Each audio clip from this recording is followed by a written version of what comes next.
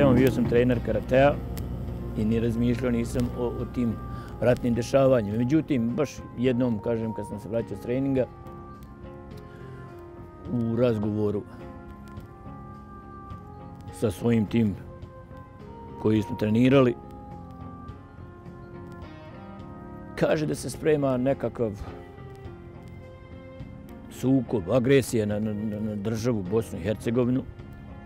Nisam vjerovao, međutim, za to kratko vrijeme mi smo shvatili da će biti i država Bosna i Hercegovina napadnuta iz razloga što smo već vidjeli da u Republici Hrvatskoj se već to dešava, već se znači godine dana gine, Izačić je blokiran kao granica, postavljena je, da kažem, granična neka vojska sa Ukrajine. Pa kako je počeo? Prvo je počeo ovako što je jedan 1991. nagli val izbjeglica iz Republike Hrvatske. Su krenuli, da kažem, tamo onaj dio Plitvice, Vaganac, sve do Karlovca. Znači, taj dio do Slunja, taj dio su dolazili masovno nama preko granice, preko Izačića i da budem iskren, taj dio hrvatskog naroda smo mi ovdje, ovi domaći Hrvati, puno primili. Znači, eto, moj brat umeo je skoro. Mi smo pravili osobne karte njima koji su željeli, mlađi koji su bili sposobni da se vraćaju nazad u Republiku Hrvatsku. Ja sam imao problem s plućima veliki. Meni je 4 puta vadilo vodu iz pluća naživo. Ja to ne bi poželio svom najvećem neprijatelju. Koji su to bolovi, pukla mi plućna maramica. Tako da sam imao tih problema zdravstvenih puno. I kroz sve te svoje probleme, shvatio sam da imam problema svojih psihičkih.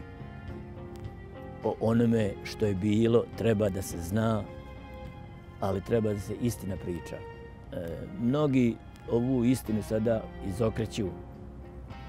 Tako da sad manje više o ratu pričaju osobe koje su bile vani, koje su došli iz Njemačke, došli iz Austrije, Švicarske. Sad oni bolje znaju o ratu i ratnim stradanjima nego mi koji smo bili i koji smo strahovali kao prvo za svoje živote, pa onda za živote svojih obitelji i tako dalje. Znači, život je okrenuo se skroz naopačke.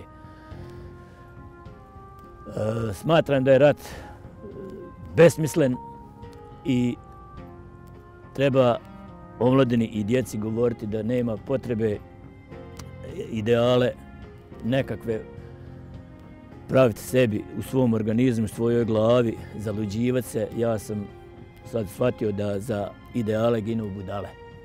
I ovi dolaze novi političari koji sjedaju na funkciju radi svojih samo fotelja, svojih velikih ciljeva, a oni koji su ratovali, koji bi ratovali, oni njih ne cijeni, ni će cijeniti ikada. I to je poruka omladini. Ne razmišljajte o idealima, ne razmišljajte o svojoj sreći, svom životu.